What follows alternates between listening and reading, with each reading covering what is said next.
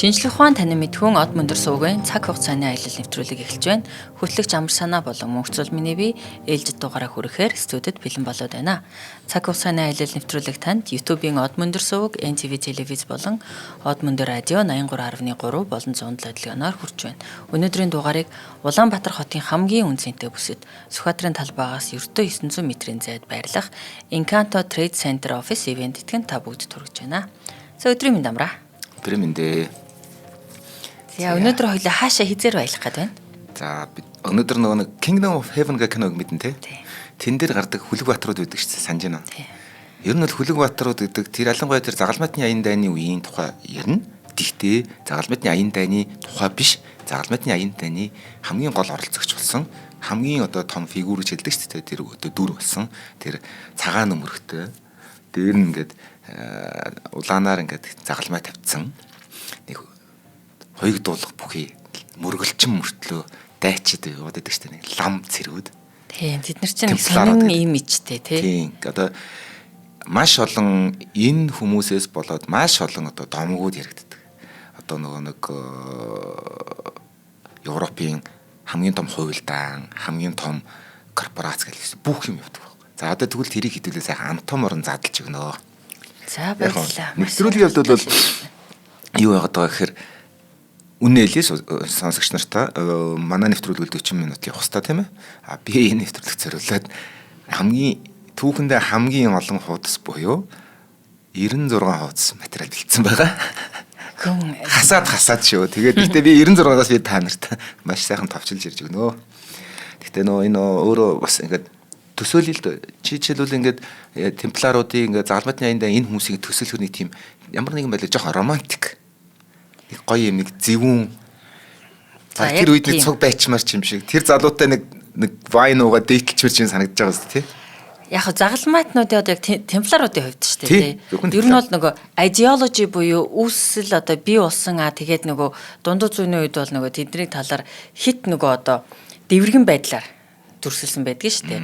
Одоо эр зоригтой нэг дэг байгаад байна шүү дээ. Ахын дүүсийн дэг байгаад байна. Одоо сүсэг бишрэл нэгт ахын дүүсийн дэг байгаад байна. Нэг ариун зоригтой. Тэр нь одоо Христийн загалмайтны ертөнцийг хамгаалах нэгэн баатрийн үүрэг байгаад идэг. А гэтэл яг үүндээ бодит амьдрал дээрээ ямархуу байсан бэ, ямархуу үйл хэрэг хийжсэн бэ гэдэг талаар нь маш өөр мэдээллүүд байдаг. А тэгээ чиний түрүүнд өрдсөн тэр Kingdom of Heaven буюу те Тэнгэрийн фантас хантус гэдэг те тэрэн дээр гарсан дүрслэл нь бас ер нь бодиттой нэлээд төсгөр зэрлэг балмад танхай шашны нэрээр барьж одоо хувийн одоо эдийн засгийнхээ дагуурс алт мөнгө ингээд олох гэсэн сонирхолтой шуналтай гэтэл анхны нөгөө тэр үүсгэн бий байгуулагдсан тэр дэврэгэн романтик зорилгоо умартцсан юм шиг байдлаар харагддаг. Тэгээ Европын түүхэнд маш олон одоо тохиолдлуудад тэр байдлаар бас оролцсон санагддаг.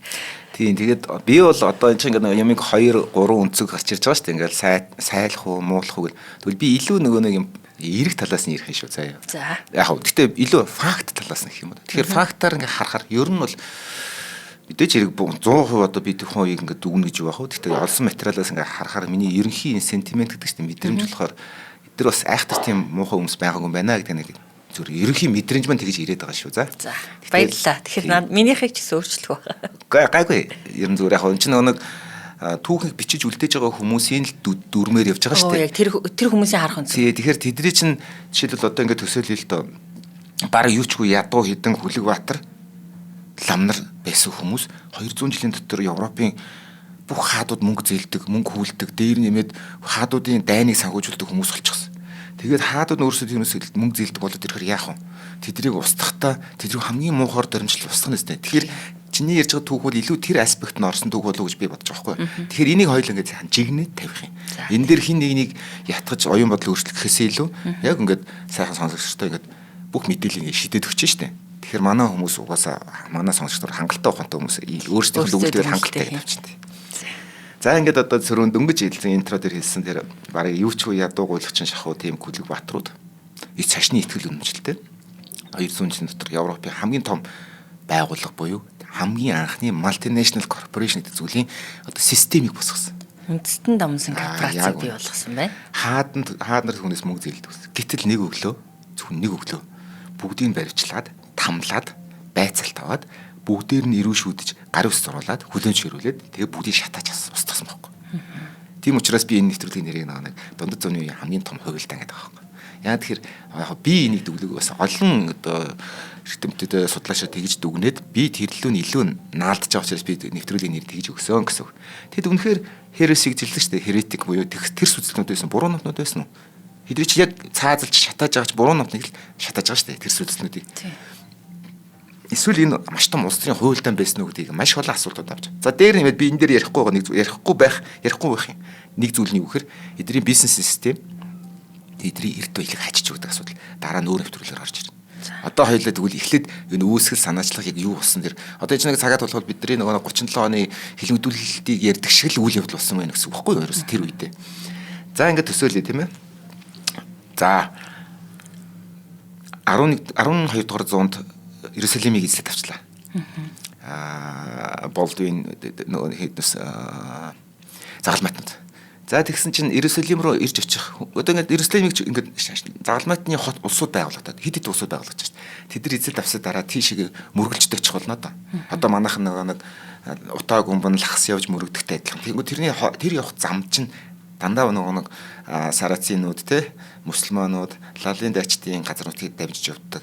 Ариун газрууд Петрагийн сүм өмөр очиж шүү дээ. Нөгөө Петра. Тэгээд явах хүртэл ингээд зам нь дандаа дээр юмчид 9 шидийн хүмүүс дүүрэн бичдэг. Ингээд ирэхээр мөргөлчтэйг ерөөсөө ингээд аюулгүй ангад өдөөдөө аялуулж одоо нөгөө бадарчлуулж те гэм нүглээ ингээд нөгөө чинь өөрийнх нь шашны зон үйлээ хийхэд туслах ямар нэгэн дэмжлэг хэрэгтэй болно доо. Хамгаалалт хэрэгтэй болно. Гэтэл нэг шийдэл одоо гарч ирж байгаа юм. Тэр нь ямар шийдэл вэ гэхээр Hugh de Payne гэдэг байгаа. Payne гэдэг байгаа тэр Францын хүлэг батар. Яагаад тэгэхээр яг энэ хүний нэрээр тэр тос өөрийнх нь төрсөн тосхны нэрлсэн байгаа шүү. Тэгэхээр Hugh de Payne гэдэг нэртэй одоо тосхон бол Францд байдаг. Тэр нь өмнө нь өөр нэртэй байжгаад энэ хүн одоо нэг хамгийн анхны темпларуудын орден гэж хэлээд байгаа. Темпларын нэрийг хүртэл хоёлаа сайхан тайлбарлаж байна. Тэр байж байгаа. Гэхдээ энэ хүн тэр газараас гаралтай учраас маш мундаг хүн байсан учраас тэр хүний нэрээр тэр тосхны дараа нь нэрлж өгсөн. За тэгсэн чинь мөргөлчтэй аюулгүй байдлыг хариуцдаг цэргүүдийг Milites Sancti Sepulchri гэж нэрлэж байгаа. Ариун булчны цэргүүд гэж. Яа тэгэхээр 2 3 энэ ч нэг юм баг юм систем болцсон. Эхлээд Христийн цагаал цовдолж алсан газар дээр очих нь байна. Мөргөх нь байна. Дараа нь булшин дээр нь очих нь байна. Тэгээд цаашаа яваад ингээд хит ингээд одоо заавал ингээд явах хэрэгтэй нэг юм аялын ер нь нэг аялын төлөвлөгөө байхгүй нэг мөргөлчтэй. Одоо манайхаар гэдэг нэг манай E-Star-ийн нэг хөтөлбөр зохион байгуулагчны хөтөлбөртэй гэсэн үг байхгүй. За ингээд одоо Milites Sancti Sepulchri шүү за. Энэ нь бол зэвсгэлсэн энгийн иргэдийн ахан дүүсийн бүлэглэл байсан юм байна. Эхэндээ. Тэгээд Иерусалимын Вантус даяар дэг журам тогтоож хүний аим өмч хөрөнгийг хамгаалж дээрэмж одоо энэ цагдаа маягийн доктороо зохион байгуулагдсан ийм үйл явдал. Тэгээ ариун булчны сүмийг хамгаалах зорилгоор байгуулагдсан. Тэгээ Milites Sancti Sepulchri-ийн ариун булчны одоо сүмийн хам захиалгагүй. Гэгэн Йоханы эмнэлгийн хоспитал ерөөдийн хүсэлтч биш. Энэ зөвхөн өөрөөсөө сайн дураар байгуулагдсан нэг юм бүлэг итгэдэг байсан байна. Тэгэд яадаг вэ гэхээр гэхдээ мөргөлж одоо тэр канонууд гэдэг тэр одоо гигантуудын лам нарыг ингээд хамгаалах шаардлагатай бол аюултай бүс нутгийг хамгаалах үүрэгтэй байсан энэ бүлэглэл нь 2 газар хамааралтай байсан юм. Яагаад тэгэхээр эдний захиалга биш. Тэд нар бодож олоогүй өөрсдөө бий болсон. Яагаад тэгэхээр шашны амьдралыг удирддаг учраас тэднийг одоо нэг хоол унд орон байраар хангадаг байсан учраас Йоханы эмнэлэгт хайрлагдаг. Гигэн Сент Жоны Йохан гэдэг чинь Сент Жон шүү дээ тийм ээ. Одоо гигэнт нь тэрний эмнэлэгт хайрлагдаг учраас хоспитальер гэж нэрлэдэг бас зарим талаараа. Хоспитал гэж үг байгаа шүү дээ тийм. Тэгээд эн чинь темпларууд чинь дотроо хид янз аваад байгаа шүү дээ. Хоспитальерүүд янз эмнэлдэг. За тэгээд хоёр дахь нь эхлээд нөгөө мөрөгчдийг хамгаалдаг учраас милиц маягаар тухайн орон нутгийн засаг захиргаанд хариалагдахаас гадна хоол ундаар хангадаг учраас тэр Йоханы сүмд хариалагддаг. Ингээ хоёр эзэнтэй хоёулын төлөө үйлчилдэг гэсэн байна. Тэгээд тэр зорилго нь хизээ санаанд оромгүй шин төрлийн хүчтэй тэгэд ирлиз орден гэж хэлээд ордер гэдэг байгаа. Ордер гэдэг чинь англиар бол зарлиг гэсэн үг шүү дээ тийм ээ. Тушаал буюу зарлиг, лүндэн гэсэн үг тийм ээ. Тийм. Тэгэхээр богдын лүндэн гэдэг нэг юм байдаг шүү дээ тийм. Богдын нэг нас барахтаа хэлсэн яг тэрэн шиг юм зөв гэсэн санаа яваад байгаа. Чиний хэл дээр дэг журамч гэж хэлж болно. Янз янзаар хэлж болно гэсэн дэг. Гэхдээ яг энийг заавал нэг үгэнд нааж авш. Ерөнхий утгыг аягүй сайхан бүрэн дүрийг илэрхийлэхэд тул бид нар манад байгаагүй систем учраас бид нар тодорхой хэмжээгээр тайлбарлаж байгаа шүү. Тийм олон талаас нь. Тэгэд манай сонсогч нар аль аль өөрийнхөө юугаа наагаад авчих байх гэж бодож байна. Тэгэхээр энэ Хүлэг баатрын хожим нь Order of Temple буюу Temple чинь сүм шүү дээ, тий. Order чинь одоо захиалга. Зөвхөн захиалга гэхээр ордер гэж хэлдэг шүү дээ. Тэрэн шиг. Тэгэхээр яг сүм захиалсан захиалга. Сүмийн дуудлага гэж хэлж болохоор байхгүй. Тэгээ Order of Temple гэж алдаршсан хамгийн бидний ярьж байгаа тэр алдартай ордены түүх юм байна. За би үүнээс цааш үнийг орден гэж нэрлэж байгаа шүү. Яг орден гэж хэлж байгаа бол би Order of Temple ярьж байна гэсэн үг болох нь шүү дээ, тийм ээ. За нэг түүний нэр одоо намтар анх удаа Order of Temple гэдэг нэр анх удаа 12 дугаар зууны үеийн Антиокийн Якобит сүмийн патриарх Сирийн Михаилийн бичсэн шаштар дурдсан байна. Хоёрдугаар Болдвин гэх хаан байна. Антиокийн хаан. Энэ чинь их сайн Загалбаатны аян дайнаар ингэж явж байгаад эхнийхээ Антиок гэдэг хотоо эзэлж авангуудаа шашны Загалбаатны шашны 5 том суудлынх нь нэг нь байхгүй Антиок. Тий Антиокийг эзлэнгүүтээ цаашаа Иерусалим эзлэхөө болоод өөрөө тэндээ суцсан байхгүй. Хаан болоод зүгээр сонин төгнөдний нэг нь шүү. За Болдвины хаанчлалын ихэнх үед нэг Францээр Ромоос Иерусалимд мөргөлчөөр ирсэн. Тэр эх орондоо хизээж буцахгүй 3 жилийн турш хааны цэрэгт тус хүргээд тэгээ дараа нь лам болох тангараг өргөсөн хүн байсан баг. Түүнийг дагалдан ирсэн 30 Хүлэг баатрын хамтаар Иерусалимд амьдралаа өнгөрөх шийдсэн. Хаан болон түүний ноёд энэ Францээр түүний Хүлэг баатрууд тултаанд ямар их гавьяа байгуулсныг хараад түүнийг сүмд орж өөрийнхөө сүнцийг тайтгаруулан амиа болдсон лам болж байснаас цэргийн анги нэгтгэл байгуулж дээрнтээс олон хүнийг хамгаалж явах юм бол харин ч олон хүний амийг аварч буянтаа үлуулна штэ гэдгийг ойлгуулж ятгсан баг. Энэхүү зөвлөмжийг Hugh de Payne гэдэг хүн хүлээж авсан. Тэгэд өөрийн 30 Хүлэг баатар түүнтэй нэгдээд хамгийн анхны ордер гэдэг зүйл орден бий болж байгаа. Hugh de Payne нь 1070 онд орчим Шампань мужийн Троо хотоос 12 км-ийн зайтай орших хожим түүний нэрээр нэгдсэн жижиг тосонд орсон. Шампаний захирагч Хьюгогийн төшмөг Хүлэг баатар албат бүтээх Хүлэг баатар байсан. Hugh de Payne эзнээ дагалдан 12 дугаар зууны ихэр ариун газарт 3 жилийг өнгөрүүлээд Европ руу буцжээ. Hugh de Payne эхэндээ гэр бүл зохиож жирийн амьдралтай байсан. 1114 онд гүн сүсэг бишрэлт автсан дуудлагаараа итгэн гэр бүлээ орхиод Иерусалимд хурж ирсэн. Буюу лам болсон гэсэн үг. Одоо тэгэхээр нэг шар болсон гэсэн үг шүү дээ. Манайхаар бол нэг тэгэхээр гэр бүлээсээ татгалзах хэрэгтэй болно да тийм ээ.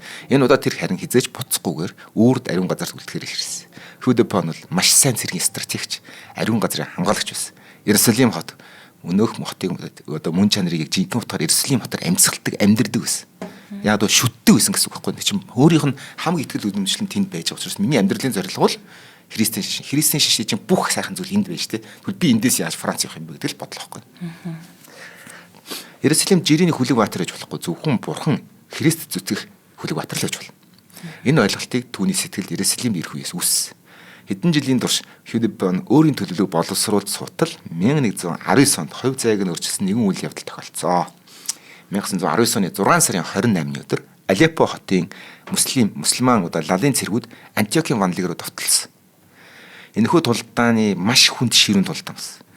Одоо тухайн латинаар хэлэхдээ agere sanguinis гэж хэлдэг. Sanguin гэдэг чинь тус гэсэн үг шүү дээ. Тэгэхээр цусны талбайн тулдаан гэж нэрлэдэг. Жинхэнэ blood bath батлсан байна шүү дээ. Энэ бүр Иерусалимийн шинэ хан 2 дугаар Болдвин өөрийн биеэр довтлогчдыг тус зогсоохоор нэмж хөдөлсөн. Ингээ энэ тулдаан загалмайтан улсуудыг занд хийлж бүх аюулвал хитрхи их байна. Үнэхээр болгоомжлохгүй болохгүй мэн. Бид удахгүй ингээл байгаад их юм бол удахгүй бид нар эдэрт идүүлсээр дууссан мэн гэдэг ойлголтод Болдвин хүрсэн. 2 дугаар Болдвин хаан. Ингээд 2 дугаар Болдвин хаан түүнд илүү их зэрэг дайчд хэрэгтэй. Түүгээрээ хилээ хамгаалах, мөргөлчд, бадарчдын аяллыг хамгаалах хэрэгтэй гэдгийг ойлгосон. Тэгээд 1120 оны 1-р сарын 16-нд Иерусалим хотын хойд хэсэгт орших Намбулус гэдэг жижигэн тосгонд түүхийн хандлагыг чиг хандлагыг өөрчилсөн нэгэн том Иерусалимийн хаан Болдвин, 2 дугаар Болдвин, патриарх Гомон де Пикини нарын оролцоотой болсон энэ хурлаар Вант улсын гол оршны удирдагч язгууртаа зогссон. Тэр өдөр Болдвин патриарх лам 2 Hugh de Payne дэвшүүлсэн төслийг дэмжин баталсан. Тэр нь шашин болон цэргийн шинжийг хослуулсан шин захиалга, шашны захиалга буюу ариун газрыг хамгаалахад бүрэн зориулагдсан шин төрлийн humanoid буюу Хүлэг баатруудын одоо төрөл зүйл гарч ирсэн гэсэн. Хаан болон патриарх хамтдаа энэхүү боломжийг ашиглан энэ шир ордер буюу орденыг амжилттай хэрэгжүүлэх нь эрсдлийг маш одоо том ирээдүйд ирэх эрсдлийг давах маш том боломж мэн гэж харсан. Тийм учраас эднэр бүр тусдаа систем болгосон татвар үгүй орших бүх юмыг олдсон олцоо хүртэл өөртөө татвар төлөхгүйгээр авч идэх одоо яг тийм бүх эрх юм. Маш том эрхүүд өгсөн. Одоогоор бол манайхаар бол гадны хөрөнгө оруулалтыг татахтаа нэг эхний 10 жил татвараас чөлөөлнө гэл баах юм санал болгоцыг тэрэн шиг. Тийм байна. За энэ хүү захиалгын одоо юу гэдэг. Гэтэ яг тухайлбал айхтар тодорхой зүйл байгаагүй. Зөвхөн тэр бүс нутгийн шинжтэй тийм үйл явдал байсан байхгүй. Учир нь ариун булшны сүүдэр цугласан эдгээр одоо Хүлэгбаатарууд хүч олж патриархын захираас гарч ирсэн. Тэд өөрсдийн гэсэн шашны амьдралтай болж ариун булшны сүмийн захиргааг дагтгүй. Харин өөрсдийн дундаас сонгогдсон нэг удирдагч захирагдсан хэмээн зарласан өөрсдөө. Ингээ Хүлэгбаатар дайж твээр байсан. Харин тэдэрт байр өгсөн хүн бол Боолдын 2 дугаар Боолд байсан. Энэ үйл явдлыг Загалмайдын аян дэний түүхч Тир гэдэг хот байгаад шүү дээ. Тирийн ягаан гэдэг чинь Тир их гоё хот шүү. Энийг заавал очиж үзнэ амьдралд. Тир хотын Уильям бичснээр Уильям дэ Тир гэдэг юм. Тирийн Уильям юм байна. Тийм Тир хотын Уильям бичсэн өөрийн гар бичил дурдсан ба. Тэр жилд зарим язгууртнууд Христэд зүтгэр тангаргалж насан туршдаа цэвэр амьдрал, дуулууртай байдал, ядуу амьдралыг сонгосон гэж бичсэн. Ядуу гэдгийг заавал онцгойлж байгаа шүү дээ эхэндээ. Энэ яг ядуу гэдгийг заавал дурдаад байгаагийн дараа нь хожим тайлан гарах. Тэд өөрсдөө гэсэн сүм байнгын орон байр байгаагүй учраас хаан тэдэнд ордон дотроо байр олгосон. Боолдын 2 дугаар. Тэр ордон нь эзний сүмийн дэргэд оршдог гэсэн. Ингээ 2 дугаар Боолдын Иерусалимд хааны ордноо тэдэнд өгсөн нь үнэхээр хүчтэй тохиолсон. Өө эн чин зүгээр хүмүүс биш байх шүү гэд. Энэ ордон нь шүү дээ. Лалын сүм дотор чинь бас лалын сүмүүд байгаа шүү дээ. Муслим Москвад байгаа. Лалын сүмүүдийн хэсгийн одоо тэр хэсгийн урд хэсэгт нь оршдог. Сүмийн уулын хэсэгт оршиж байгаа гэсэн. Энэ өнөөгийн одоо Аль-Акса сүмийн орчин гэж байгаа. Одоо Иерусалимын Аль-Аксагаас одоо Москвийн ойролцоо гэсэн. Соломон хааны хуучин ордон байсан газар. Ийхүү Хьюдепан болон түүний одоо хамтрагчид өөрсдийгөө Христийн болон ба сүлдэт Соломоны сүмийн ядуу нөхөд цэргүүд гэж өөрсдөө зарласан. Brother in arms, poor fellow soldiers of Christ and the Temple of Solomon. Христийн ба сүлдэт Соломоны ядуу сүмийн ядуу нөхөр цэргүүд гэсэн энэ нэрийг товчлогдож одоо дэлхийн түүхэндээ сүмийн захиалга буюу Order of Temple гэж нэрлэгдсэн. Тэгэхээр оригинал нэр нь бол Христийн болон сүлдэт Соломоны ядуу нөхөр цэргүүд гэдэг нэртэй байсан юм байна шүү. Энийг ингэж хэлэхээр маш урт байсан учраас сүм захиалсан хүмүүс гэдэг нэрлэлээр нэрлэдэг байсан гэсэн болох нь тийм ээ. Энээс цаашаа ордер гэдэг үг маш их түүхэнд олон янзаар үүрэг өгдөгсөн тийм ээ. За ингээд одоо ариун газар үргэлж буй зөрчил тэмцэл донд шинэ ахын дүүс хэрхэн хөл дээрээ бат цогсож үйл хэрэгээ цааш нь өргөжлүүлж яаж амьд үлдэх тогтвортой байх нь тодорхой болсон. Дөнгөж эхэлж яахаач мэдэхгүй яаж амьд үлдэх. 1920-д оны үед тамплиеруудыг тэлэх нэг хэрэгтэй зүйл бол цэрэг байлдааны өндөр чадвартай шин цэргүүд мөнгө тэгээ баруун Европт газар өмч гэдэг зүйлийг аюул чухал болсон гэсэн. Эдгээр нь үйл хэрэгээ зориулах одоо тэд нар үүссэн ариун үйл хэрэгээ биелүүлэхэд хэрэгтэй шаардлагатай нөөц дэмжлэг олоход хэрэгтэй болсон гэсэн. Ингээд Хьюдепан Европ руу буцсан. Өргөн цар хүрээтэй цэрэг татлага хандивын аяны фандрейс хийж явсан гэсэн. Ер нь нэгэд альж тайнд дандаа хандив арт түмний босгоор л дайн ялдаг тийм ээ. За монголчууд одоо хамаг байдгаа зөвлөлт холбоод усад өгсөн болвол Америкууд бол нөгөө нэг хувьцаа гаргадаг гэсэн шүү дээ. Бонд гаргадаг. Дайны бонд гэдэг хүүтэй мөнгө зээлдэг арт түмнээсээ тийм ээ. За энэ шиг яг ийм зүйл явсан гэсэн. Ингээд тэр Франц, Шампейн, Фландр, Англи зэрэг улсуудаар аялж хааны орнуудад явж өөрийн санаачлагыг түгээн дэмжиж хайсан. Иерусалимийн хаан зориулсан загалмайтнуудын хайж буй төлөөлөгчийн хуваар баруун Европын бүх хааны одоо гол орднуудаар явж түүнийг өөрийгөө ямар зорилготой юу хүсэж байгаа ямар мөнгө хүсэж байгаа гэдгийг ярьж гүн сэтгэл төрүүлж их хэмжээний мөнгө хандив авч эхэлсэн баг ямар ч байсан гэсэн. Ийхүү тамплиерууд маш хурдан баялагтай болсон. Гэвч Хьюдепан болон сүмийн захиалагчд гэдэг Temple of Order-ууд одоо тэдний үндэслэгчид одоо ойлгож байсан нэг зүйл ариун газарт илүү олон хүн хүч мөнгө татахын тулд тухайн үеийн хамгийн дээд байгууллага болох юу лээ? Папаас аль биесийн зөвшөөрөл авах хэрэгтэй болно гэсэн. Тэгэхгүй бол тэдний үйл хэрэг яг тийм том хөдөлгөөн хэмжээний байж чадахгүй гэдгийг ойлгосон гэсэн. Тэгэхээр папын дэмжлэг авахын тулд тэрэнд юу байсан бэхээр та нар лам юм. Шашны нөхдүүд юм уу? Хүлэгбаатарууд юм уу? Яг аль нь? Гэхдээ тэгээд лам юм бол яагаад хүн өнөөгд байгаа? Шашны цэргүүд юм бол яагаад дайн гэдэг байгаа? Гэт ойлгож чадахгүйсэн баг. Зөрчил. Зарим христийн гүн ухаантнуудын залбирал тулааныг одоо захиалгад нэгтгэхэд бузар явдаг ч үзчихсэн. Бүр энэ үйл явдал. Энэ бол одоо нэгсэндээ үндсэн зарчмаа зөрчсөн гэсэн утга. Ийм учраас нэг одоо Temple of Order буюу сүм хийдийн захиалга гэдгийг харуулахын тулд Ромын одоо папаас латин сүм хийдээс папын зүгээс дэмжлэг авах шаардлагатай байна. Энийг авахын тулд Hugh de Payne өөрийн төрс нутгийн ойролцоо орших бүргүүд мужид найз өхтийн холбоог ашигласан. Түүний анхны эхнэр Эмилien де Tuan буюу Монбарын гэр бүлээс. Тэр Монбар гэдэг гэр бүл нь болохоор Монтбарын гэр бүлүүдийн тухайн үеийн одоо Францын том гэр бүл байсан баг. Хаус гэж яриад байдаг шүү дээ. Одоо манайхаар Тирионы хаус гэх Ланкастерийн хаус гэж хэлэх юм уу те. За энэ гэр бүлээс Сирицийн сүмд хүнд маш хүндтэй байр суурь эзэлдэг. Европ даяар алдарсан нэгэн өөр эрхэм гарч ирсэн. Бернард де Фонтан буюу Бернард де Клерво гэж нэрлэдэг байгаа. Энэ хүн болохоор Гиген Бернард гэж бидний мэддэг хүн. Сент Бернард буюу Альпийн нуруунд хүн авардаг нохойг нэрлэдэг шүү дээ, тийм. Сент Бернард гэдэг манайхан. За ингээд сайхан ингээд задлаад явбал бүр гоё сонирхолтой шүү дээ, тийм. Ингээд Гиген Бернард Ситиогийн ордерт элсэж 1115 онд Клервогийн аббат буюу одоохоор манайхаар гандан гэж үзэж байна. Гандан дотор чинь сүм болгоныг тус тустай байгаа шүү дээ. Хийд гэж хэлэх юм да, гандан хийд. Дотор нь сүмүүд янз янзын нэртэй сүмүүд байгаа. Тэгээ энэ цогцлбор ам нар амьдардаг нэм цогц системийг нь болохоор аббай гэдэг байгаа байхгүй юу? Аббат. Манайхаар болохоор хийд гэж хэлээд байгаа. Одоо амар эсгэлэн хийд гэдэг нэг тустай нэг юм явж штэ тий. Одоо жишээлбэл Балдан Бревен хийд гэдэг байгаа штэ. Тэр чинь ингээд зөвхөн ганц темпл биш, сүм биш. Олон сүмүүд ингээд хүмүүс оршоо тэгээ тэнд ингээд хүмүүс хоолунд идээд арилжаа наймаа гэдэг амьдардаг бүрийн систем гэж. За ингээд одоо Клервогийн аббатыг үүсгэн байгуулсан учраас маш их нэр хүндтэй хүмүүс. Одоо латин сүмд Бернар Хүлэгбаатарын өөр уламжлалтай. Бүргүүнд бол шампань одоо хөлийн бус нутгаас гаралтай дайчин цэрэг хүний онцлог нэвчин гэсэн хүн байсан өөрөө залууд. Тийм болохоор итгэл өмчлөлтэй гайхшигтай гой уран илтгэгч. Гоо сайхныг биш эгэл амьдралыг хүсдэг.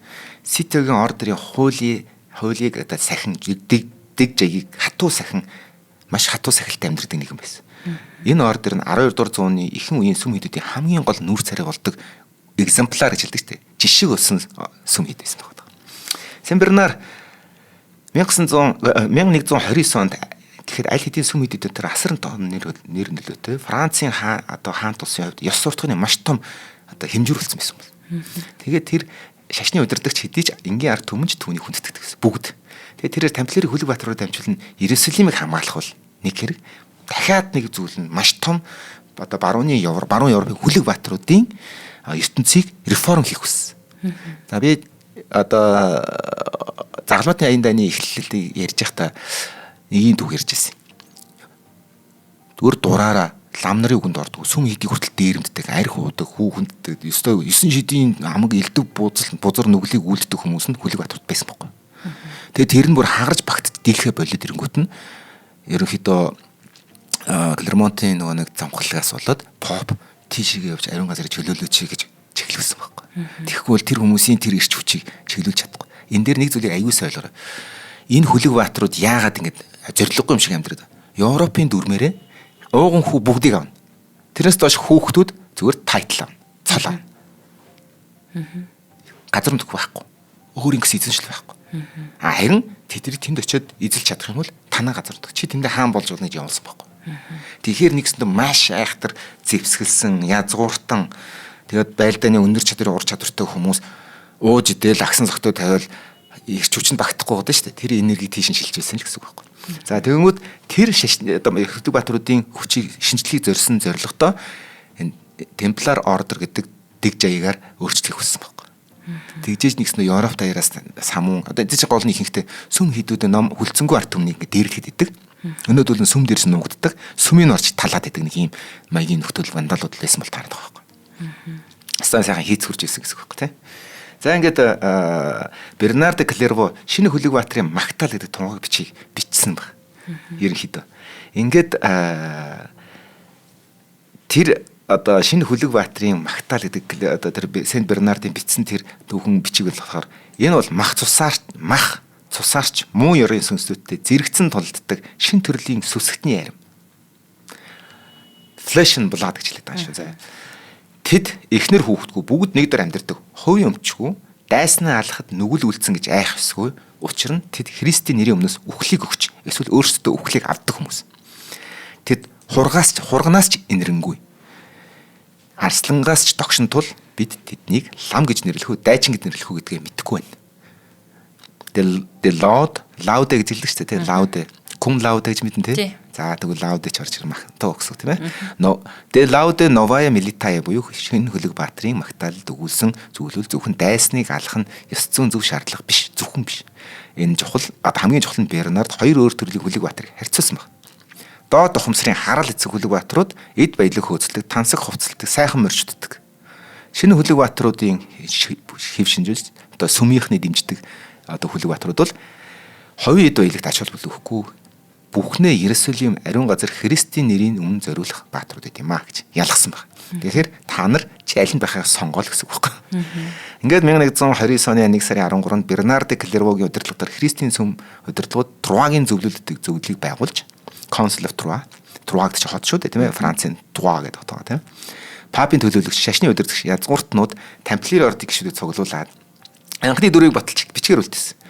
Өнөөдөр дэлхийд ердөө 10 гаруйхан их хүү үлдсэн гоод тэрний нэг нь Франц үндэсний намын санд хадгалж идэг. Тэр хадгалсан ихээс нь татаж орчуулсан эхний дөрмийн хамгийн симпл хэсгүүд нь юу гэхээр тамплиерийн дөрвүүд бол ерөөсөө өөрсдийнх нь тамплиерд ямар хүн байх вэ гэдгийг энэ дөрмийн 13 14 дугаар хуудсан дээр л ерөөсөө байж байгаа. Дараа нь папаас авсан эрх гэдэг чинь эрх юм шүү. Зөвшөөрлүүд, хүндэтгэл, зөвшөөрлүүд, патентууд гэсэн. Юу хийж болох, юу хийж болохгүй гэдэг. Эцэст нь ордерийн нийт журам дөрмийн эрх зүйн акт заалтад орсон. Энэ тухайн бичмэл тамплиерийн харьяанд бүр магадгүй ордны нэг чухал салбарын өмч хэрэг хэсэг байсныг нотолж идэг. Улаан хөх үсгээр усан тэмдэглэгээр маш тансаг хэвлэлтэй ном хэвлэлсэн учраас энэ бол маш ачаалал өгчээсэн байна гэж үзэж байгаа сүм хэдийгээс. За ингээд номын эхэнд зөвлөлд оролцсон хүмүүсийн нэр байдаг. Хамгийн түрүүнд папын төлөөлөгч Альбаногийн кардинал Матью. Түүний дараа Труа хотын сүмийн зөвлөлд оролцсон олон чухал шашны удирдагчийн нэр Реймс ба Санс гэдэг хотуудын хамлам, Сосон, Тайри, Труа, Осер, Бовегийн епископод дид хамбууд. 8 аббат тэдний дунд мэдээж хэрэг Бернард де Клерво орж ирж байгаа. Ингээд Шампани граф, Тибо, Неверсийн граф буюу гүн тий Вильям зэрэг хүмүүс орж ирж. Ингээд эцэст нь Труан зөвлөлд оролцсон 6 тамплиерийн нэр гэдэг. Тэдний дунд мэдээж хэрэг Хью де Пейний нэр багч. Энэхүү Яманы арснаар бичигдсэн 12 хуудас бичмэлд тамплиерийн гишүүдэд зориулсан бүх дөрвөн журам зөвлөмжийг нарийн ширээн орхитуулахад оролцсон баг. Тулдааны их үед ямар хэмнэлтээр залбирал хийх юм. Тулдааны үеэр шүү. Мөргөлийн цаг нь болчих юм бол морьтой хэрхэн ажиллах хэвээр. Хоолны зөвлөмж 7 хоногт 3 удаа махад. Ламнараас ялгаатай нь хөлөг баатрууд мацаг барьж унтахыг хязгаарлаж болохгүй. Яг бол тэр тулдаанд ядарна. Би бэлтрийн өдөө хүч бариад хадгалахын тулд тэр дүрмүүдийг зөрчих эрхийг өгсөн багт. Ордер томоохон ус бүтээсэн ахан дүүс нь шүн дунд босч залбирал үйлцэх үргээс чөлөөлөгддөг. За шүн ус залбирал үйлдэх. Гэхдээ захирагчийн зөвшөөрөл гэж байгаа. Гээд ингээд бүр нарийн ширээн маш сайхан дэвдэлж гисэн байгаа. Энэ бол үнэхээр гайхамшигтай цоо шинэ үзэгдлэгсэн тэр дундад зүүний. Шашны код дотор цэрэг айргийн яаж байлдах хэм хэмжээ хүртэл нарийн загцсан. Тим нарийн деталь бичсэн юм тий. Өөрөөр хэлбэл цэргийн ангийн дүрм журам нь шашны захиргаан дотор төгс нэгтгэгдсэн баг. Ингээд Труагийн сүмийн зөвлөлд оролцогчид Христийн сүмийг шин нүрэнд энэ бүгдийг энэ Христийн сүмийг шин нэрэнд авчирна гэж үзсэн баг. Бид шин төрлийн шашинлаг амьдрал бидний энэ шин төрлийн шашинлаг амьдрал нь ариун газарт бурхны хүслээр үүссэн гэж итгэдэг. Энэ цэргэлсэн баатрууд нь нүгэл үлдэхгүйгээр загалмаатнуудын дайснуудыг хөнөөж болохыг илэрхийлж байна гэж. Чиний хийсэн үйл хүн алах нүгэл биш ээ гэдэг чөлөөлж өгч. Иймд бид та нарыг сүмийн хөлөг баатрууд хэмээн нэрлэх хэрэгтэй гэж үзэж байна. Сүм анх удаа Христийн нэрийн өмнөөс хүн хөнөөж болох санааг аль биесээр баталгаажуулж ариун газарт цэргийн үйл ажиллагаа явуулж буй аримд сүмийн ордер буюу Темплар хөлөг баатар Труа гэдэг нэр өгөөд Труагийн зөвлөл бол Темпларын орден үүссэн мөч байсан гэж. Энэ нь Иерусалим дахь Хью де Пейний эргэн тойрон цугласан нийгмийн латин шашны сүмийн бүтэц болон өөрчлөгдсөн. За би яагаад латин сүм гэдэг байгаа гэхээр хоёр сүм байгаа даа шүү дээ. Ортодокс гэж байгаа, латин гэж байгаа тийм ээ. Үнэн алдартай. Католик гэж. Католик нь бол сүм юм да тийм. Тэгээ дараа нь задарсан шинжлэхтэй. За ингээд хүмүүс Темпларын хөлөг баатруудын ойлголт бол тэрс үзэл мэт санагдчихсан заримд нь. Английн нэгэн төвч Хенри Хаттингтон эднийг шинэ төрлийн мангас гэж нэрлэсэн байна. Труагийн зөвлөл Темпларын ордон зориулагдсан шинэ нэрний эхлүүлсэн өгөөд бурхтын шинэ баатруудын нэр алдар Европ дээр маш хурдан тархсан. За ингээд нэг сонирхолтой зүйл нь шинэ ордон барууны эрсдэд маш сонирхолтой татам сикл болж гисэн. Ингээд баруун Европын язгууртнууд энэ ордер нь одоо уламжилт хийдийн захиргаанаас өөрийн хандивыг байршуулж болох шинэ гарц мэт харагдсан гэж байгаа. Тэгэхээр хандив нэмгэж ихс огцсон. Маш богино хугацаанд тасралтгүй утсан. Ингээд 1000 өссөн. 1130 он гэхэд тэд дорн бүсэд маш хүчтэй хүчрэгж ирсэн гэсэн.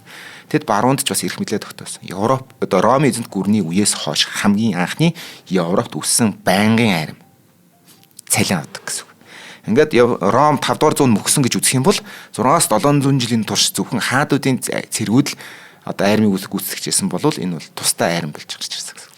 Ариун газарт одоо Христийн болон ариун газарт одоо Христийн ашиг сонирхлын ертөнцийг хамгаалсан байнгын цэрэг бүхий арим үүссэн. Тэрний фандрейс хийдэг одоо мөнгө татдаг газар нь Европ болсон л гэсэн үг юм. Дундад зууны баатар нь түр засалж гоо. За тий. Ямар ч сан дэгман байгуулагдчихлаа тий. Одоо цааш нь хурд явна. Энэ хүртэл амар хурд явсан шүү дээ. Хоёлаа. Харин амраа дуусах гэдэг шүү дээ. Би нөгөө амраа цаг багш гэж хэлээд амраагаа сандраад байна. Би зөвөр ингээ амар. За яах вэ? За. Ингээд цаг алдаад явах гэдэг. Өнөөдрийн дугаарыг маань Encanto Trade Center Office Event итгэж байна. За хотын хамгийн үнцэнтэй бүсээ Сүхбаатарын талбайгаас ердөө 900 м-ийн зайд байрлах Encanto Trade Center Office нь бизнесийн орчны шинэ стандартыг тодорхойлж байна. За маш сонирхолтой шинэ шийдлүүдийн офс төр байгаа юм байлаа. Тэднээс нь зөвдөл Монгол улсад баригдсан хамгийн өндөр барилга дотор байрлах энэ офс маань Юанда брендийн дэлхийн номер 1 өндөр технологийн шилэн фасадаар шийдэгдсэн. Тус фасадны систем нь Япон, Австрали зэрэг орнуудын өндөр зэрэглэлийн барилгуудад хэрэглэгддэг шийдэл бөгөөд өндөр барилгуудын дулаан хадгалалт, нарны тусгалын хяналт, дуу чимээ хязгаарлалт дээр дээд түвшний гүйцэтгэл үзүүлдгээрээ танигдсан байна. За энэхүү технологийн шийдэл нь Монголд анх удаа Encanto Trade Center Office нэвтэрч байгаа ба өндөр стандартлын шийдэл Монголд нутагчсан хамгийн анхны тохиолдол юм байна тий. Энэ гадны шилэн фасаданд. За 100-аа хэд халтыг бууруулад өвөлдөө дулаан алдагдлыг багасгаад жилийн 4 улиралд доктортой тав тухтай ажиллах амьдрах орчныг бүрдүүлдэг юм шилэн фасад юм байна. Мөн ган хит бүтцтэй бөгөөд газар хөдлөлтөд өндөр тэсвэртэй. За Японы алдартай Fujitec фирмийн ухаалаг лифтний системээр бас тоногдсон. За энэ системийн хиймэл оюун ухаанд суурилан ажиллаад аюулгүй байдлыг хангахын зэрэгцээ лифт хүлээх хугацааг мэдэгдэхүйц хэмжээгээр бууруулад ер нь бол efficient үр ашигтай ажилладаг. Ийм лифт байна. За барилгын доод хэсэгт байрлах 8 давхар худалдаа үйлчилгээний төвд ресторан, кофе шоп, food court буюу хоолны хэсэг, өдөр тутмын бүх төрлийн үйлчилгээ төвлөрсөн Encanto Mall, оргил худалдааны төв болон Encanto Sport Complex саундтайгаа гүүрэн холболтоор холбогдсон. Энэ надад маш таалагдж байгааг тэр хэсгийн барилгууд бүгдээрээ хоорондоо гүрэн түнэлээр хоолоогоор холбогдно гэдэг нь гадаа гарах шаардлагагүйгээр дотроо хүссэн үйлчилгээгээ хаанаас нь авч болох боломжийг бүрдүүлчихэж байна. За тэгээд төслийн хамгийн гоё зүйл надад энэ санагдсан. 1500 автомашины зогсоолтой. Юу вэ? 1500 автомашины зогсоол гэж бол урд нь нэг офисын центрт барилгад байгаагүй тоо. Ажилтны дотор бараг 1500 хүнээс бол юм шиг. Харин нийт ажилчид болонтой амьдарч ажилчид офисын хүмүүс юусаа хангалттай зогсоолтой. Зогсоолын хүртээмж бол хангалттай. За тэгээ офисын орчин нь бас нэг гоё зүйл нь 4.5 м өндөр таацтай. Nice. Энэ бүр маш гоё. Тэр чинь сэтгэхтэй амар хэрэгтэй байхгүй. Сэтгэхэд хэрэгтэй тэгээд нэг юм ороход юм цэлгэр ингээд уужуу мэдрэмж төрдөг анхаарын солилцоо сайтай. Грекийн сүм хийдүүдийг мэдэн штэ. Тэр чинь яа тийм өндөр гэдэг чинь ерөөсөө л ийм зорилго штэ. Хүнд нэг сэтгэх бодох ингээ уушиг дүүрэн амьсгал хорон зай өгж байгаа штэ тий. Энэ бол үнэхээр таалагдсан. За тэгээд өндөрлгөөний шал орчин үеийн халаалтын шийдэл бүрэн агааржуулаад тэгээд галын спринклерээр бүрэн тоноглогдсон. Шүршүр тий. Тий. Гал гарахад шүршүр. Надад тэр саяны хэлдэг тэр нэг юм дээр нэг онц яах би ер нь бол ингээд бүх юм деталлаас эхэлдэг шүү дээ тий. Лифт амар чухал байхгүй. Одоо би айгүй том газруудын лифтийг мэднэ.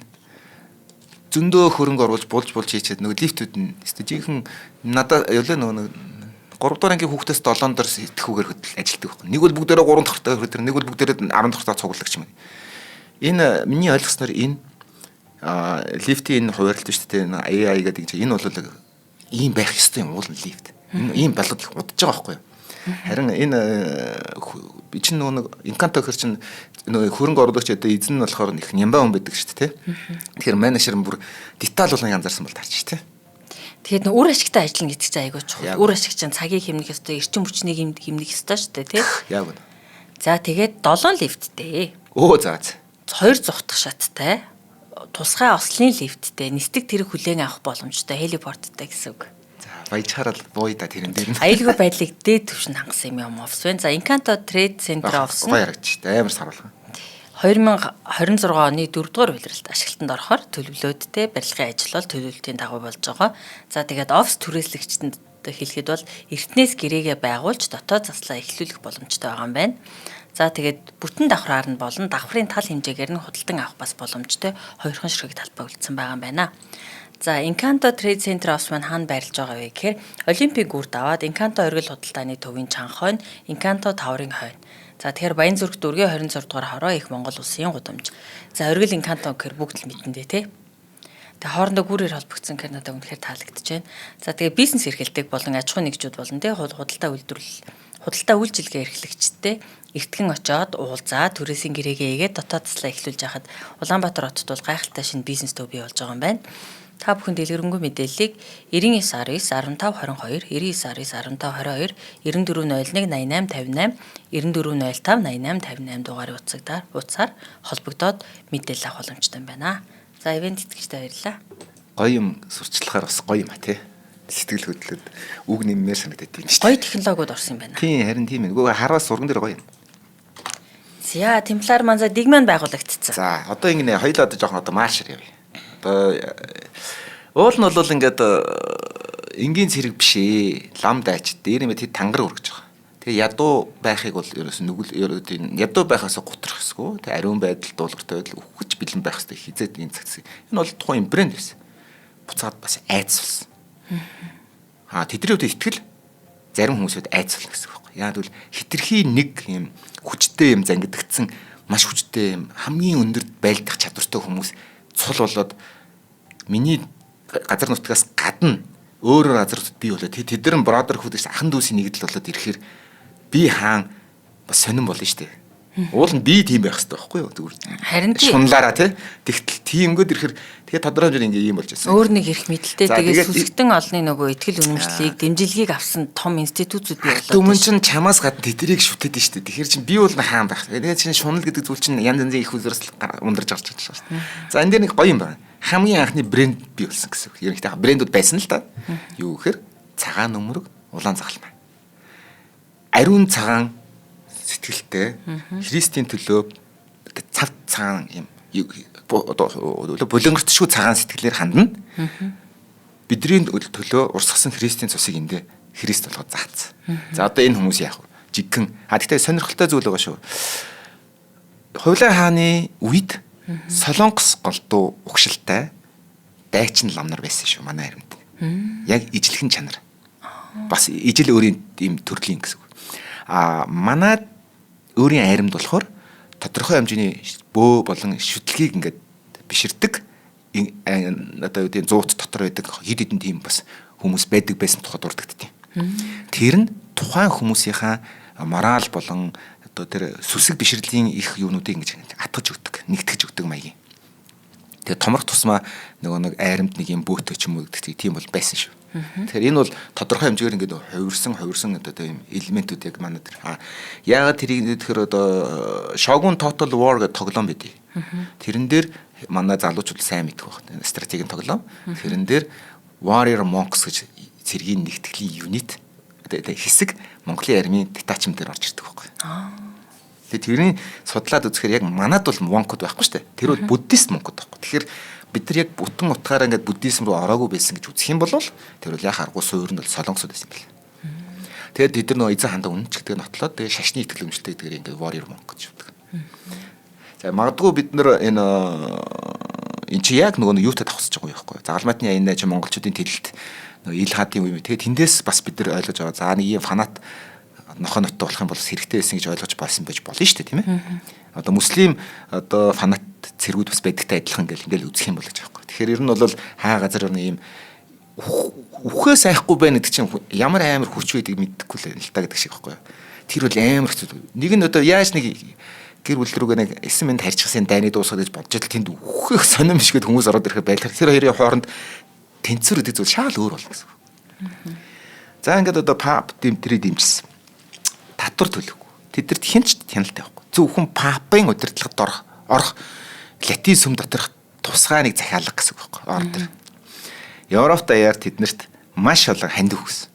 За бүр ингээд темплар нь одоо ордерт нэгдэж байгаа хүлэг баатар би одоо төсөөлөлтэй Нормандийн биш би чинь Британий за Францын нэг шампань мужийн тэрний албад би Темплар Найт Темпларын ордерт нэгдэж байгаагаа үүгээр тунгалж Монголж зарлангуудаа үүнийхээ төлөө би нутагтаа байгаа 80 газар өөрийн эзэмшлээ хандилж гинэ гэж орж ирж байгаа байхгүй. Зөвхөн өөрөө орохоос гадна өмч бүргөө өгч байгаа.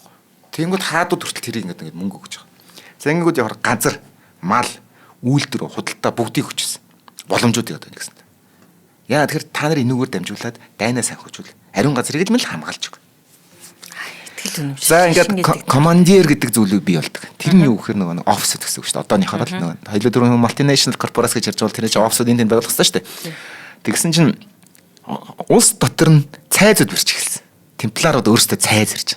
За зөвхөн Францаас гадна эдгээр чинь өөрсдөө тэр ариун газар аимшигын цайзууд ирсэн биднээс тий. Бүр Сирийн тэр гүнд амар том цайзууд чинь нэрийн марцал яг орж ирж байгаагаар авчих. Нэг юм жижигхэн зайсан шиг оройд дэр нэг юм одоо фортрес ирчихдэг байхгүй. Чи тэрийг бүр яаж барьсыг хараарай. Яаж ийм хонсон барьдгийг юм бүр тийм амар. Тэгээ тэрий чинь бүр 80 хоног бүсэлжээж хамгийн сүүлд нь загламатаас булааж авчихсан байхгүй одоо мөслийн лалийнхан. Крак шевале амар байгаас тэ зургийг шевале гэж. За ингээд одоо 900 тэр офис нь яадаг гэхээр ханд өгж байгаа бүгдийг цуглуулж аваад одоо өрөнд орно гэж хоёр офис байгаа шүү дээ. Дорнд нь хүмүүс байлдаад өрөнд нь болохоор тэдрийг ингэж ашиглаж мөнгө хүүлж мөнгө олоод тийшээ санхүүжүүлдэг. Нэг юм систем үүссэн гэсэн үг. За ингээд 900 орчим команд одоо командирийн байр байртай байл гэж үзэх юм бол офис ижил тэнд 1000 хүмүүс ажиллаж байгаа. Тэд одоо мал ноос экспорт ноос чинь стратегийн бүтээгдэхүүн юмсэн. Тийм учраас Английн хаан тэдэрт ноосны татварыг үнэгүй болгож өгөөд тэд нар хандиур авсан хоньныхоо ноосыг худалдаа хийдэг гэсэн. Англиас авчираад Венецийн худалдаачд өгдөг ч юм уу тий. Тэгвэл Венец нь тэрийг аван цаашаа аваад ойрхон дорн руу зарж мардаг. Жигэн бодлын нот жигэн 8. Тэгээ тэрний орлогоороо тэднийг санхүүжүүлдэг. Аим шим байгаа сте. Надад бол гой санагдаж байна бас. Чи нэрээ бас бизнес хийгээд мөнгө олоод тэрийгээ дайн санхүүжүүлж чинь баг ингэ мэрэгчлээ ярмалж байгаа. Гэтэ анхнаасаа бол ийм зорилго таш байгуулгадаг байх л та. Нөгөө эд баялаг те ингээд хүндлэл талархал аваад ирэхийн хэрэгээр тэр баялагийг чинь зохицуулах хэрэгтэй. А тэнгуүдээ зохицуулахыг аюу хоёр одоо ингэж бүрсэн байгаа байхгүй. Одоо хавцаар юу гэхээр орлого олъё. Орлогоороо бид нар дайнаа санхүүжүүлье. Шинэ хүмүүсийг тийш нь цалин өгч явуулъя. Тэг христийн нэр. Тэгвэл нөгөөдөл чи хүмүүс эсвэлж авангуудаа тэндээ бэлдэж байгаа. Нэг 45 хоног нэг сар ч юм уу бут камп хийж агаад за бэлэн болгоод зэвсэг нэвсгээр хангаад тангараг нь өргөлж уншуулад яв гэдээ явуулж байгаа байхгүй. Тэгээд загтал үлдээд эднэрийг замд нь явахад нэгш татвар хураамд дээрэмдэггүй яахгүй бүгд нэмийн нөгөөд өгөөд явуулж байгаа шүү дээ. Тэгээд хамгийн сонирхолтой ашигтай карьер л байсан юм шүү дээ. Тэнгүүд нөгөө Арсан зүрхт Ричард хаан чинь одоо гарч ирж штэ энэ дотор. Тэнгүүд Арсан зүрхт Ричард ч өөрөө Германы нутгаар буцаж явахдаа өөрөө хүмүүс барьцаалгдсан юм шүү дээ. Ариун газар биш шүү дээ. Мусульман зүсг өөрийнхөө одоо Европын гүндээ. Тэгээ маш их өндөр нэг рансом гэдэг шүү дээ. Нэг золиосын барьцааны мөнгө төлж цуглагдчихсан. Тэгэхээр чин зөвхөн ариун газар байтгүй Европын өөрөө аюултай газар байсан байхгүй. За ингээд гэдэг үнийг сонирхолтой нь юу гэхээр хаадууд сүм хийдэд ханд өгөхөө болиод эдэрт өгдөг. Өгтөө яадаг вөхөр тодорхой хүүтэй өгдөг. За тэгсэн чинь бүр заваа юм бол нэг заваа ч явахнаас сонирхолтой. Эдэрт ханд өгөх юм бол 11 гэдэг хуультай тий? Тент гэдэг хуультай байхгүй юу? Олсон орлогынхаа 11-ийг нөгөө татвар төгөх ёстой. Эдэрэг чөлөөлсөн. Тэгснээр сүм хэд шин нөгөө нэг зарлал гаргаж байгаа. Папчстай хид хідэн тушаал зарилга гаргаж байгаа. Тэрний нэг нь ихэнхэн дээр нь юу гэдэг тэр та нар сүм хийдэд одоо энэ Templar Night ордерууд ингээд ханд өгөх юм бол та нарын нүгэл 7-1-ээр хөнгөрнө гэж. Одоо татврын хөнгөлт өгөөд нь шүү дээ. Templar дээр нэмээд промошн урамшуул гэж. Мөнгө өгөх юм бол одоо нүглийг чинь ингээд шүлтээ өдөр 7-1 нь багасна. Тийм арай цөөхөн нүгэл тайлбарлах болох нь шүү дээ. Амар уус дээ. Гэхдээ тэр нэг нүглийн 7-1 би бол зөвхөр баг ингээд нүгэлгүйгээд хэлчих болохоор баг ч 7-1 тийм мин байгаа. Зүгээр нүглийг чи өршөөж ийн гэж хэлчихгүй. Өөрөө дараа нь юм авах хэрэгтэй шүү дээ. Бас тэр үнээс тэрийг үлдээ. Тэгэхээр чи 7-6-ыг нь авах хэрэгтэй байна. Тэгэхээр 7-1-ийг өгч байгаа байхгүй. Айхтар байгаа сте. Мафст. За ингээд чинь ариун газрыг хамгаалж ясан чинь хамгийн том зорилго болох Саладин ариун газрыг эзэлчих. Ингээ 3 Галбатын 3 дугаар аяндаа болж. Саладин ариун газрыг Ром Иерусалим эзэлцэнгүүд чинь пап нас орж байгаа шууд сонсоо зүрхээр навчиж байгаа. За тэгээ яасан бэ гэхээр Европт яар маш энэ хорвогийн хамгийн том тухайн хамгийн том фандрейз болсон жигнэс. Саладин такс гэж нэртэй. 3 дугаар аян дайныг санхүүжүүлэх мөнгө байхгүй. Загалмайтны 3 дугаар аян дайныг санхүү. Тийм саладин такс нэртэй. Гэж нэрлэдэг байсан юм. За энэ үед нэг бидний аягүй сайн мэдих Арсан зүрхч Ричард Тан гэдэг Английн хаан гарч 3 дугаар Ричард. 3 дугаар Ричард Тан бидний амт мэдих нэг том түүхтэй холбогддог. Хэн блэ? Робин Гуд. Робин Гуд. Яа тэгэхээр Ричард тийшээ дайж Иерусалим чөлөөлөхийн тулд Англиар төмнийг сайк хийсэн байхгүй юу? Дээр одоо тийм татвараар. Тэгээ Робин Гуд татвар төлчихөд голоод уулаар явсан байхгүй юу? Ингээ бүх юм чинь нөгөө байдаг гэдэг чинь тийм байхгүй. Тэгээ Ноттингhamын шериф чинь тэнд ингээд ингэ үйл явдалж байгаа чи яг энэ үеэр байхгүй юу? Ингээд талд ингээл нөгөө нэг хоол буцлахад нэг гадуур нь цацраад үсэрдэг тос шиг юм болж исэн угаас тээ. За ингээд Ричард Арсан зүрхт Ричард баг ихэнх хотуудыг буцааж авсан. Одоо тэр Левантигийн одоо ариун язрын ганцхан Иерусалим авчдаг. Ингээд Саладин болохоор Иерусалимыг л алдахгүй бол юу ч үсэн яах вэ гэдэг загвараар хандсан бол Арсан зүрхт Ричард бүгдийг аваад Иерусалимыг л авнаж үзсэн. Тэгээд энэ хоёрыг тэнцсэн байхгүй. За тэгээд Саладин болохоор лалих ертөнцид болохоор Иерусалим алдаг үрээ гэдгээрээ ингээд ялагчаар үлдчихэж байгаа. Уул мол энэ хоёр хоёул охирч ялагдсан байхгүй. Ричард болохоор бүх нутгийг чөлөөлсөн л. Тэгтээ зөвхөн Иерусалимыг л авчаад. Тэгтээ их залж юм эс. Энэ хоёр штэ Саладин хоёр гэрээ байгуулсан байдаг байхгүй. Найрамдлын. Тэгээ найрамдлын гэрээр яасан гэж энэ хот бол одоо Саладины өмч одоо нутаг дэвсгэр. Тэгтээ ruled by гэд өөрийнхөө хатныг тавьсан байхгүй. Тэгэхээр нэгсэндээ politically тийм дотор одоо христианизм мөрлөгчнөр бүх юма хийж болж исэн. Зүгээр ownered by тэр болохоос ш өөрөө тэгэнгүүтээ тентхийн нөгөө нэг язгуурт нь тийм нэг бас хатан авангуудаа өөрөө тэр чөлөөлсөн юм шиг тийм тайтл зөв гэж оролцсон байдаг. PR-ийн. Гэхдээ яг ингээд документ гэдэг чинь хууль зүйн ингээд протоколын баримт бичгээр бол Ричард тэрийг амьд байх үедээ тэрний нөгөө нэг Труагийн хаан, Наварын ван мангал нэг дууддаг штэ тэрний эзэн гэдэг нөгөө нэг кинод чинь юу лээ? Game of Thrones дээр нөгөө нэг эмэгтэй чинь нэг өөрийгөө баах ямар дурд тэрэн шиг Иерусалимын хаан гэж дурддаг гэсэн байхгүй. Тэгтээ тэр нь де факто болохоор дай хийж яах юм бэ гэдэг ингээ хоёроо тохирсон тийм дипломатын гэрээний зайл байхгүй. Ингээд ирсэн чинь Иерусалим буцааж аваагүй. Тэгэхдээ Акре гэдэг хот дээр одоо загалмайтны хаан улсын төвийг шилжүүлэн байрлуулсан 1291 онд. Тэгсэн тэгээд 1291 онд Акрыг одоо Мамлюкийн султан 200 мянган зэрэгтэйгээр бүсэлж чаад эзэлж байсан. Тэгэхэд Акре хотоос одоо хамгаалагч одоо хамгийн сүүлийн одоо тамплиерийн одоо их удирдагч Гранд Мастер гэж нэрлэдэг. Их удирдагч нь Акре хотыг унахыг мэдээд Киприйг чөлөөлж чадсан байсан учраас Кипр рүү бүх нөгөө нэг данс, мөнгө архив зөөцсөн байсан. Чадсан эдлийн зүгсээ бас одоо аваа явсан байна. Тэгээд өөрөө тэр хоттоо эзлэгтдээ цуг массакр гэдэг чинь нөгөө хятадулсан. За ингээд эрэнгүүд та нар ариун газрыг алдчихсан. Акреч байхгүй, Иерусалимч байхгүй. Та нар одоо юу яагаад та нарт мөнгө өгсөн гэдэг асуудал гарч ирж байна шүү дээ. Тийм үү? За ингээд одоо яагаад бид нар тэрд мөнгө өгсөөр байх ингээд айдас болон атаархал хоёр зэрэг явсан гэсэн. Язгууртнууд болохоор газар булаацалддаг тэдэртэйгээ. Бүр газрын маргаа зөндөө болдог гэсэн. Шампань, Францын хаан, тамплиер болон өөрийнхөө үеэд тэр чин хааны бусад шампань мужийн захирагч одоо эзэн гүн мөн гэдэг чинь өөрийнх нь баг үеэл хамаатнууд л байгаа шүү дээ. Тэгээ тэр нь тамплиерийн сүмтэйгээ муудалцаад одоо ордертоо муудалцаад газрын маргаа. Татрын маргаа ингээл. Танаа тэр шийддэг. Зөндөө олон бичгүүд. Би тэрийг нэг миний яагаад тэр их удаад чинь энэ хоёр газрын маргаар ингэж шийдсэн гэж ярих гэдэг юм. За ингээд нэг гоо юм да. Гоо Филипп гэж юм лэн тэ. Манай Гүйг хаан Гоо Филипп рүү захилагдсан мэдэг тийм. Чи ирж өөрөө надад сөгдөөч эгүүлгөө гэдэг. Яг тэрэн шиг Гоо Филипп тэгвэл тэр үед яагаад завгүй байсан бэ гэхээр Гоо Филипп хойд урд аль хэсэгтээ дайтай газар нутгаад хилээд завгүй байлдчихсан юм. Тэгээ дайн хийхээр дандаа өрөнд мөнгө хэрэгтөөлнө. Мөнгөө цэргээ санхүүжүүлсээр аваад өрөнд орцсон. Дампуурхын яг ирмэг дээр байсан үед Гоо Филиппийн нэг найз одоо маш том одоо ерөнхий сайдыг хэлж болох үст тэр одоо хүн нь энэ хоёр тэр дундад зууны хамгийн том хувилдааныг боловсруулж байгаа. Хэрвээ Иерусалимыг алдсан юм бол эдгэрт ямар ч зөвтгөл байхгүй шүү дээ. Тэгвэл эднийг бид нар Христийг бутаасан гэдэг дээр шүүж яллаад цаацлаа ичих юм бол өмч нь бид нар шууд ирнэ. Бас хинч тэдэнд өргөө бол гэх мэтлээ. Ингээд 1307 онд одоо Гоо Филипп 4-р Филипп тамплиеруудыг нэг өглөө барьсан. Франц орон даяар. За тэгээд ингэж 138 тамплиерийн гол хүмүүсийг баривчлаад өөрийнхөө цайзтай чинь одоо тамлж байгаа. Асууж байгаа 3 асуулт. Тамплиерууд нэг юм балаа ёсолтой байсан юм. Эсвэлтэй загалмаар нулимд юм. Христийг үгүйсгэх юм.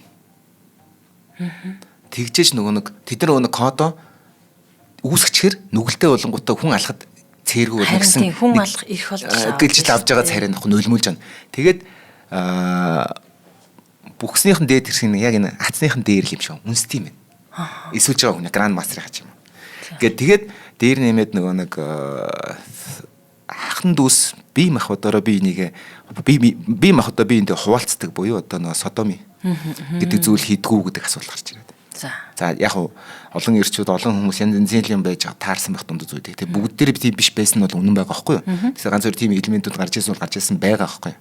Жишээлбэл хэм байгаа шүү дээ нэг Дарвин аяллаар гараад явхад замдаа хүмүүсийг цаазалж байгаа шүү дээ. Яг тэгэхээр 12 лөө 13 настай шип боёг эмэлсэн гээд 2 хүнийг цаазалж байгаа шүү дээ замдаа. Гэх юм чинь зөндөө төвхөд байдаг. Тэгэхээр тийм чинь 1800 900 онд болж байгаа үйл явдал шүү дээ. 1800 он тийм. Тэгээ эрүүдэн шүүлт явсан. 138 хүнээс 121 нь хэрэгэ хүлээсэн. 4 татгалцсан. Тамплиеруудыг ингээд Франц улсаас өөр улс. Тэгээд ингээд одоо тэр шиг тамлчаад ийм конфесс хийсэн ингээд пап төгчөнгөд пап харангуудаа бас хэцүү өмөрөх гээд идэг. Ер нь үргэлж хамгаалжсэн. Тэгтэл шүтэнрээр нулимсан, содомын хийсэн, тэгээд ирэмэлсэн гэсэн үг шүү дээ, тийм ээ. Тэгээд шүтэнрээр нулимсан Христийг үгүйсгэсэн гэдэг юм уншингуудаа ингээд бас ингээд яач чадахгүй ингээд эсрүүцч чадахгүй. Тэр нь их сонирхолтой нь зөвхөн Францаас бус Испани, Герман, Англи бүх тамплиеруудыг бас барьж одоо эрүүдсэн юм. Ер нь одоо байцаасан юм. Тэгсэн чинь бүх улсууд тамплиеруудыг хамгаалсан байгаа байхгүй. Зөвхөн Франц бүгдийг. Франц ганцаараа яагаад гэхээр тийм зорилгоор мөнгөний авах гэж. Бүр хараа Венецийн одоо тэргүүн удирдагчид чинь ерөнхий сайдын доож гэж нэрлэдэг шүү дээ. Венецүүд бүр тэднийг хамгаалтанд аваад бизнесийн салбарт оруулсан. Хамгаалагч болгоод бүр ингээд нэгсэндээ Венецийн банкнуудын бүр ингээд персонал гардууд болох хийсэн. Ингээд хамгаалагч нар. За ингээд хэдий ингээд бус улсууд хамгаалсан гэсэндээ Францын улс төр маш том нөлөө үзүүлдэг учраас Францын улс төр ялсан. Ингээд Поп 4-р 5-р Климент шахалтанд ороод ордерыг татан болгосон. Ингээд 200 жилийн түүх дэлхийн хамгийн хүчтэй байгууллага нэг шинийн дотор нуруунсан. Яг тэрийг нуруунахтай зэрэгцээд Го Филипп бүгдийг аваачаад маш яаралтай горимор шатаас. Яа шатаасан бэ гэхээр айгүй сонирхолтой тэр Молай гэдэг байгаа. Хамгийн сүүлийн гранд мастер байхгүй. Кипрээс тэнд очиж нэг дахиж мөнгө босгоод бидэрт 12-оос 20 мянган морь цэрэг 5,000-аас 10,000 явган цэрэг байхад бид нар ариун газрыг буцаад авч чадах юм байна гэдгийг танилцуулаад нэг орднуудаар явж мөнгө босгох явж исэн чинь Францын хаан гинт нэг шөнт ирээ гэдэг байхгүй. Тэгээ Молайг тамлаад гэсэн чинь Молай сүултээ юусэн мэхэр нэгсэн гөжүүдлээд гэх юм уу би тэгсэн үнэхээр үнэн гээд ингээд зөвшөөрч байгаа байхгүй. Нүдэ зөрөөд нүдэд. Тэнгүүд Францын хаан айгүй эвгүй байдлаар орчих байхгүй. Пап тэрийг өршөөцсөн бичдэг. Өршөөцсөн байхгүй. Тэд бүгдийг. Тэгсэн чинь Молой тийм ингээд зөвшөөрчөнгүүд хэрвээ тэрийг тийм ингээд хилээд байхад зөвшөөрөх юм бол сул дорой болох гэдэг шүү дээ. Тэнгүүд Франц одоо папыг дамталд оруулахын тулд Го Филипп тэрийг нууцаар бүгдийн нэг өдөр одоо жигэн нэг хатины байд болдог хэрэг явуулж бүгдийг аваачаад шатгаж байгаа. Яг тэгвэл энэ heresy гэдэг хүлэн зөвшөөрсөн. Буруу намтан гэдэг. Буруу намтны хүлэн зөвшөөрсөнийг яад вүлээ? Шатаа цаазалдаг. Ийм зорилгоор. Ингээд тамплиерийн бас нууц шүтэнтэй байсан уу гэдэг асуудал гарч ирээд байгаа. Батоломей билүүний тим одоо давхар юм нэг юм культ кал байсан байна. Шүтэн байсан байна. Айдл байсан. Тэрний үг зүгээр Христэд үнэнч байх ёстой хүмүүс өөр шүтэнтэй байж болохгүй гэдэг зарчим байгаа шүү дээ. Тэрийгээр нь бас heresy гэж үздэг байгаа байхгүй. Ингээд одоо нууцлагтай байсан уу? Эсвэл тэд зүгээр хит хүчрэг болсон уу? Тэдний мөнгө яс. Ингээд Францтай бол тэд нар ингээд агшсан. Гэхдээ энийг хамгийн удаан хүчтэй ашиглаж авч чадсан ард түмэн бол Итали болон Венец баг. Тийм учраас энэ легасигаар дамжуулаад Венец чинь баг цагаад бол газрын дунд тэгсэн хамгийн том улсуудын нэг байлаа шүү дээ. Ер нь цагаад бол Оттоманы тэлэлтийг хамгийн сайн төрүүлж, хамгийн сайн тэнгисийн төрөлтийн зогсоосон Венецийн ус сонгоцод шүү дээ. Ер нь гэх мэт. Тэгээ тийм тэр газар дундын тэнгисийн ихэнх харлууд чинь Венец байсан байлаа шүү дээ. Тэгээд одоо жишээ нь хоёулаа нэг кино байдаг шүү дээ. Манай John Wick-ийн Excommunication гэж яриад байдаг шүү дээ. John Wick дээр тэгдэг байхгүй Excommunication. Excommunication чинь папас хэрэг ерөөсөө алах юм бол нүгэлгүйгээд зарлж байгаа. Тэрс үзэлт ингээд зарлж байгаа. Тэл холбоотой зүйл байхгүй юу? За ингээд одоо темпларуудын энэ сайхан түүх энэ хүрээ дууссан, хэрэгтэй хүндээ хэрэгтэй болсон. Одоо Францын хааныг бол асар баяжуулсан учраас Францууд энэ үеэс хойш асар том баян их газрын гүрэн болсон байхгүй. Тэгэхээр яг одоо Филипп өөрийнхөө хувьд бол Францын төлөө бол зөв хийсэн юм шиг санагдж эхэлж байгаа байхгүй. Бас нэг талаараа. Яг бол тэрний чинь легаси цааш нь кардинал Ришелье өргөжлүүлж байгаа шүү дээ. Өөрийнхөө шашны итгэл үнэмшлийн эсрэг Францын төлөө raison d'état гэж хэлдэг улс оршин reason of state гэдэг шиг тийм геополитик хэрэгжүүлж католикуудтай байлдаж байгаа шүү дээ. Тэгэхээр Франц бол яг юм одоогийн хүчрэг Францыг босгох, Наполеоны Францыг босгох энэ бүх суурийг эндээс игээл 50 явжсэн бол тарж байгаа. За баярлалаа. Гэхдээ яг хэдийгээр одоо түүхэн дээр ингээд те яг ингээд анхны одоо байгуулагдсан те темпларын ордон маань анхных нь одоо зориг те тэр ариун зориг юм ингээд бүтлгүүтээ дуусан ч гэсэн иймэрхүү бүтцтэй цаашд бол маш олон одоо дэгүүттэй ордрууд бий болсон. Тэгээ энэ талаар хоёлаа дараагийн олон дугаараар. Тэстэй ярих механизм хэл захтнаад байна. За ингээд та бүгдэд шинжлэх ухаан таны мэдхүн од мөндөр суугийн цаг хугацааны аялал хүрлээ. Хөтлөгч амар санаа маш сонирхолтой дугаарыг бэлдэн та бүгдэд хүргэлээ. Цаг хугацааны аялал нэвтрүүлэг танд YouTube-ийн од мөндөр сууг, NTV телевиз болон од мөндөр радио 83.3 болон 107 дэлгүүрээр хүрч байна. Өнөөдрийн дугаарыг Улаанбаатар хотын хамгийн үнцэнтэй бүсэд Сүхбаатарын талбайгаас ердөө 900 м зайд баригдаж байгаа Encanto Trade Center Office ивэнтэтгэн та бүгдэд хүргэлээ. Дараагийн дугаараар уулзлаа, баяртай.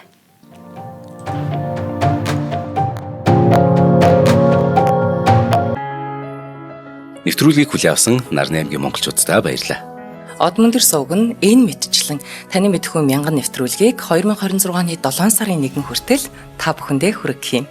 Их хэлээрээ шинжлэх ухаан танин мэдхүйг түгээхийн үлсэд нэгтгэх хүсвэл та бидэнд хандив өгөх боломжтой. Жилдээ ганцхан удаа 100 мянган төгрөгөөр биднийг дэмжснээр шинжлэх ухаан танин мэдхүйг түгээх энэ үйл хэрэг амжилттай үргэлжлэх юм. Од мөндөр нэр дээрх Удаагшлын банкны дансгаа 4191 тэг 4518. Та 100 мянган төгрөгөөр шилжүүлэхдээ гүйлгээний утга дээр нь өөрийн нэр болон утасны дугаараа заавал бичээрэй. 100 мянган төгрөг хандалснаар Од мөндөр суугийн алтан гишүүн болох юм а. Шинжлэх ухаан танин мэдхгүй Монголд ялах болтугай.